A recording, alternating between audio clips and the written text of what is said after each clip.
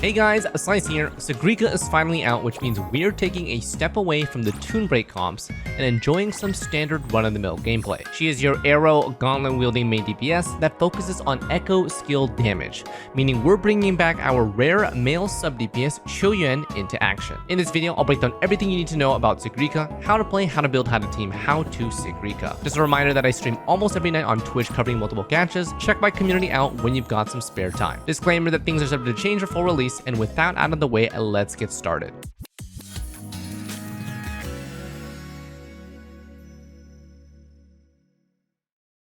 So, those of you who are tired of the recent Toon Break mechanics can take a little breather with Sigrika. We're bringing back the old classic Shorekeeper, Contarella, or Phrolova with an echo skill sub-DPS like Qiuyuan to enable the on-field main DPS potential of Sigrika. Let's break down combat and rotations. So, Sigrika is a very standard main DPS that spams basic attacks until she can use her enhanced abilities and hold abilities right after. Her Forte bar will change pretty often with both a bar and some icons, which may seem confusing at first, but it's actually pretty simple once you see how our abilities interact. Alright, so here's a with intro setup. I'm just going to use Shorekeeper's EQ ult here and skip Qiuyuan because this trial's HP is not enough to survive everything. So I need to do this in a kind of like a scuffed fashion so that you can actually see Sigrika's full rotation. So this is Sigrika's intro, then echo. So you guys can notice that pink bar at the bottom. Obviously, if Qiuyuan was using his abilities, we would get a full thing and some more because this lights up into an even brighter pink or like some bright color to indicate that you have full passive. Now we basic spam until her abilities light up. You can choose either the basic or the skill. Both of them do the same amount of damage. Then hold basic. Now half her Forte bar is finished. Then we're going to ult. Then we do a normal skill into basic spam again until her abilities light up for the second time, and then choose either a basic or skill again. Then we hold basic. Now her Forte bar is full, and we can hold her skill for a final nuke.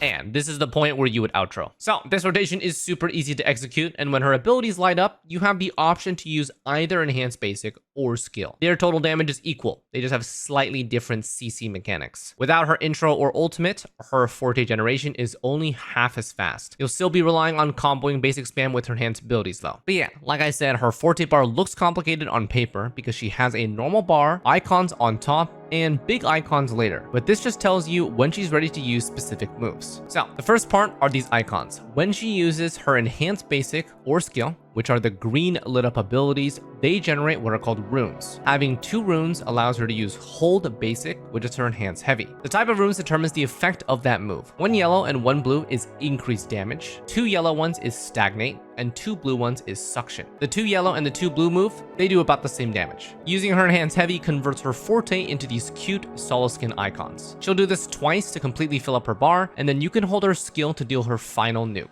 Notice the color of the runes, by the way. So the way that her kit works, the first 2 are going to be the same color, yellow or blue depending on the enhanced basic or skill that you use, and the last 2 are always different than each other. So your first heavy will always be some sort of CC, and the second one will be enhanced damage. This is caused by her intro and her ult. So her intro is just damage, but the middle Forte node, it gives her a buff that copies the next rune that she gets. And then her ultimate gives her a buff that adds the opposite of the next rune that she gets. If she has both buffs, the copy one happens first. So in an optimal rotation, we want to actually use her ult in the middle to allow her echo set to buff it and to generate 2 runes on her next enhanced ability. Using her ult at the beginning loses some of those buffs, and using it at the end slows down her Forte generation because she doesn't have access to this buff. Both of these are not ideal. So now that the rotation is covered, let's go over some important details about the core of her kit. So she loves echo skill casts. Each echo skill cast grants her 10 points of her passive charge, stacking up to 60. So we really like units like Qiuyuan who have 4 in their kit. Her own echo skill is included here. So with just Qiuyuan, this team has 5 total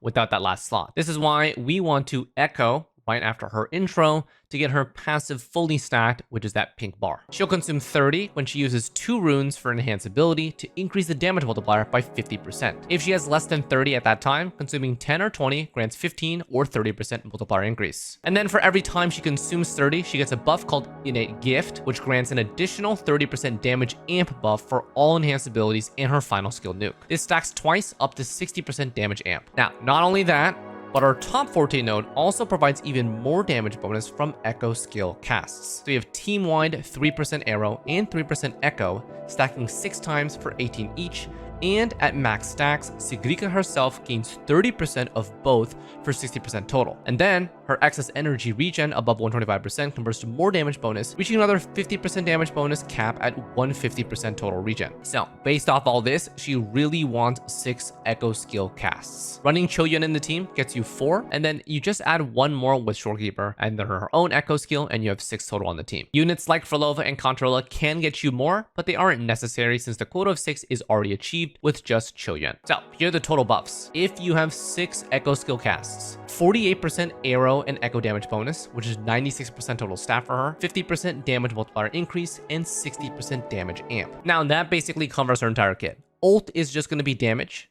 Intro is also just damage.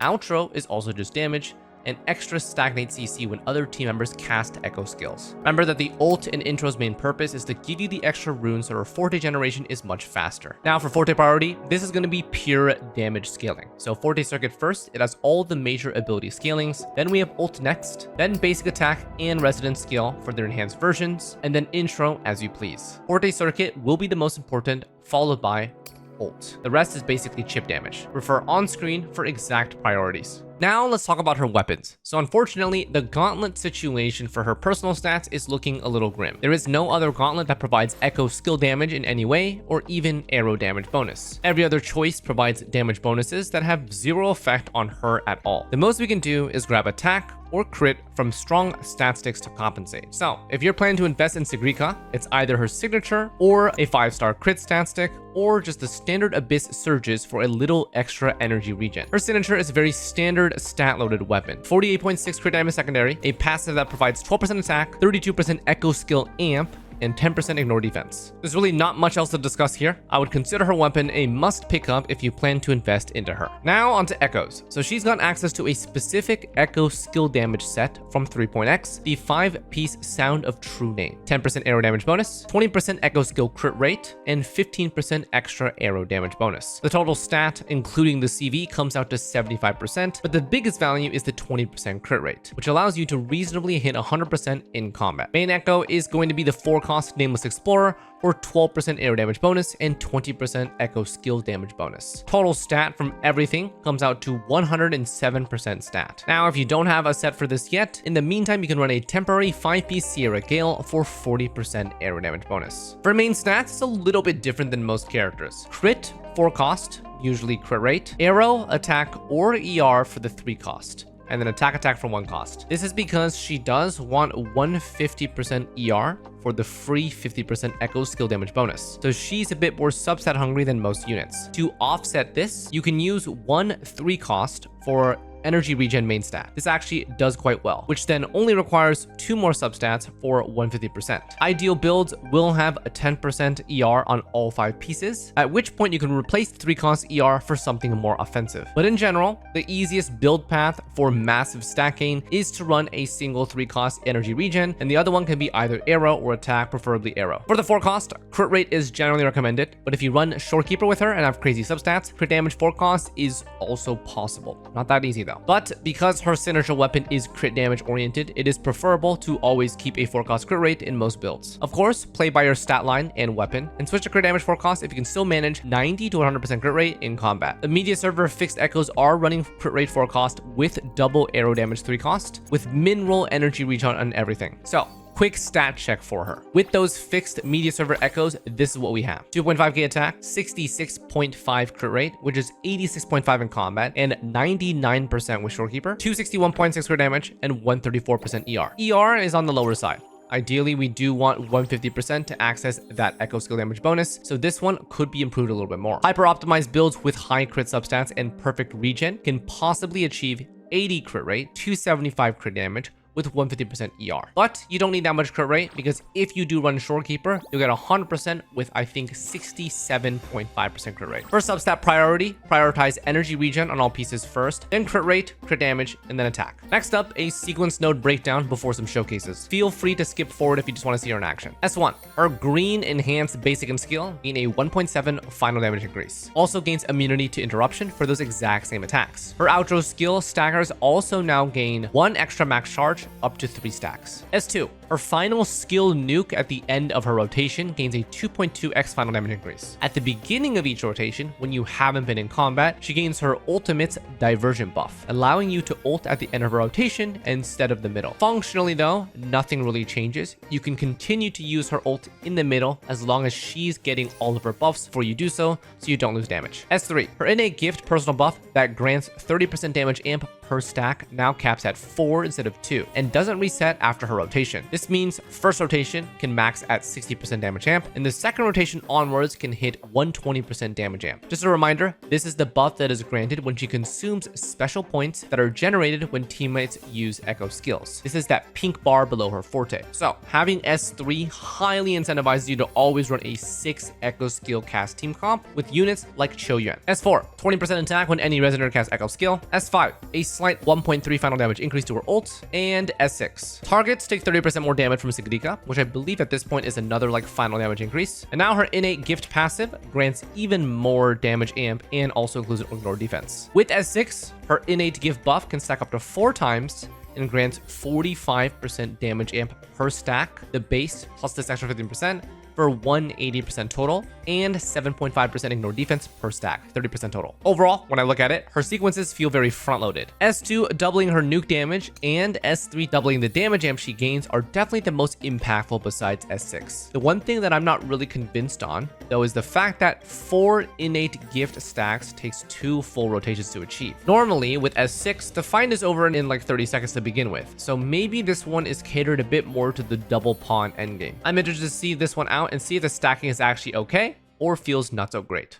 Now for teams and showcases. So to be perfectly honest, she doesn't get that much flexibility here since she has such a reliance on echo skill casts. The most important teammate to pair with her will be Qiuyuan. He is a must-have sub DPS for her since there is no one else who can even remotely replace his role. He's got 4 echo skill casts and his outro skill is basically perfect for that huge damage amp. For our last slot, we've got a couple options. The most consistent and easy access sustain is going to be Shorekeeper. The crit buffs allow Sigrika to hit 100% in combat really easily, which is strong enough reason to just use her here.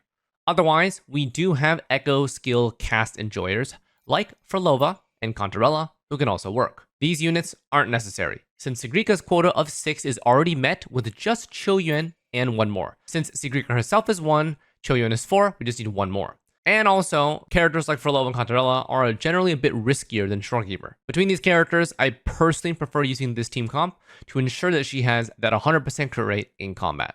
So, that being said though, I've prepared 2 showcases with those team comps to satisfy my curiosity. You got the SK Qiuyuan setup, and then we have the Phrolova Qiuyuan setup. These are basically the 2 comps I would expect you to use, and I'm going to preface that her team comp here is pretty expensive to get, but comes with a pretty good payoff. All units are using their signature weapon with signature echo sets. I've also chosen to showcase Phrolova and not Contarella because Phrolova is generally a stronger character by default and performs comparatively well with high echo skill cast usage. The only problem is going to be sustain, so make sure to kill the enemies before they kill you. Now for each of these showcases, we're comparing 1 rotation boss HP and total clear time on TOA. There will be a tune break here and there, but since these teams aren't abusing it, and the damage is pretty small, it's not worth tracking. TOA boss of choice is going to be the sentry construct, and we do have arrow res decrease to our benefit here. So first up, SK, Qiuyuan, and Sigrika. This is going to be Sigrika's most comfortable team currently, with guaranteed crits and sustain. So first we're going to lead off with the normal abilities here, just getting Shorekeeper set up. I'm going to dodge that. And then after this dodge, we're going to send ult. And echo. So as you guys will notice, after each echo cast, notice the pink bar on your tooltip here. That is Sigrika's passive that charges with a maximum of 6 echo skill casts. So the first 3 will light up the full bar, and the next 3 will change the color. You'll see it as it happens. So we're introing in with Qiuyuan. ultimate once our Forte is ready, and then hold left click. So watch that bar go up. Full, plus a little bit more, and then plus a little bit more. That's his comp finished here. Now we're on Sigrika, and you notice if you take a look at her Forte bar right here, right? Her Forte bar has 5 out of 6. I have the full pink bar, and then this yellowish bar is the 40, 50, 60 amount. Her own echo does count. So you notice after this intro, I'm going to echo with her, and then we're going to continue the rotation, and she's going to be full damage. Alright, so now we're ready. We're just going to do our basic into enhanced skill, into ultimate combo, into another basic spam, into enhanced ability, into heavy, and then skill nuke when we have all 4 of the solo skins on our Forte bar. So that's this damage right here. The total damage of that, by the way, we're clearing about maybe 60 to 65% of the boss's HP, which is kind of impressive. That singular skill nuke was 130 plus 380k, which is 510,000 total. That does not include her chip damage. That does not include her ultimate. So she's doing a fair amount just at S0. Oh, from the heart. So we're just going to go ahead and finish this rotation here. Iron graft you knew. What sleeps within bamboo. You'll notice here that I am going to be a little bit shy on energy for Qiuyuan. Optimally, we won't like this to happen, so I had to Forte first, but it is fine. Judgment falls. Off with you. Behold this boy. Yeah, I stalled there because he's doing his little blizzard thing. I don't want to get caught into it and be frozen. But now we're good here. Same rotation. Ultimate in the middle at half Forte, then basic spam. Enhance ability, enhance heavy, and then skill nuke. And it's dead. So, super simple, super effective. As you guys can see, basically a 4-minute remaining. So it took about 1 minute total, which is pretty damn good. If we compare to old comps like Amy and Luke, I think it is slightly faster. But again, this is Sigrika's like perfect composition. You cannot really improve the damage from here. All right, so now we got Phrolova. And this team comp, it's a little bit more crit fishy since we are losing 12.5% crit rate. But Phrolova does scale very well with echo skill casts. So we're gonna lead like normal here. The double tap for the 6 notes. This is pretty normal. Echo, continue autoing, get that parry off, and then good. Now enhance heavy, and then ult. Witness blossoms in will. Okay, now Qiuyuan. What sleeps within bamboo. Can already see Hecate's damage going crazy here, especially during this Forte section. Boom, boom, even more. And then Sigrika comes in, another echo by herself, just a lot of extra chip damage. So you guys will notice a couple things. I'm able to toon break earlier here, right here. You'll also notice that Sigrika's personal damage is going to be lower. So watch this enhanced skill. I'm sorry, this skill nuke right here. 100 into 300k. So we went from 500k, the SK setup, to 400k here. But if you take a look at the boss's HP, once it's finished, which is Phrolova introing here, it's pretty similar. We're about 60 to 65% just like last time. I can't really tell which one's stronger, but in general, both of these team comps should be fairly close in output. Shorekeeper just buffs your other units more, does less personal damage, whereas Phrolova has a lot of good personal damage. Very stereotypical note generation here, totally fine. Witness blossoms in wilt. And then Qiuyuan, looks like we're good on his ultimate energy, which means you can ult first, then Forte. Alright, now consuming his Forte after we toon break. Making sure his outro bar is filled. There we go. EQ, and then switch to Sigrika. You guys notice that Sigrika already has full bar on entry with her pink bar. Yeah. And that's it. So I think this comp took a little bit longer. Both of these comps are basically clearing at the same speed. Yeah, I mean, overall, I think it's pretty solid. I would say that her own damage here is about 20% less without Shorekeeper, which actually makes perfect sense. But yeah, that 20% is offset by Phrolova's damage. So those are my 2 showcases for Sigrika finished. Overall, the performance is really good, considering most of the recently released Toon Break team comps clear it at roughly the same speed, if not slightly slower. Sigrika's damage output is impressive, and it's split across multiple abilities that all do a fair chunk of damage when fully buffed. It's not just one big nuke that if you miss it, then all her damage is gone. Given that these are her perfect teams though, this is effectively Sigrika's best form, and I don't really see future units boosting her damage by that much, if at all. It'll be curious to see how sequence nodes affect her damage. If I do decide to do an S0 to S6 showcase, that will be on my second channel. But for the most part, I do anticipate this nuke being pretty huge. This was the thing that was doing 510k total in the SK comp and 400k in the Phrolova. So with this, we might be hitting about like, you know, a total of 1 million plus damage. Individually, you'll probably see like a 260, 270k or 300k combined with maybe like a 700. This one should be pretty fat. And then on top of that, the damage jam from S3 should further improve that damage. So that's why I said her sequences are front loaded. S6 will be crazy, and we'll see if we get there.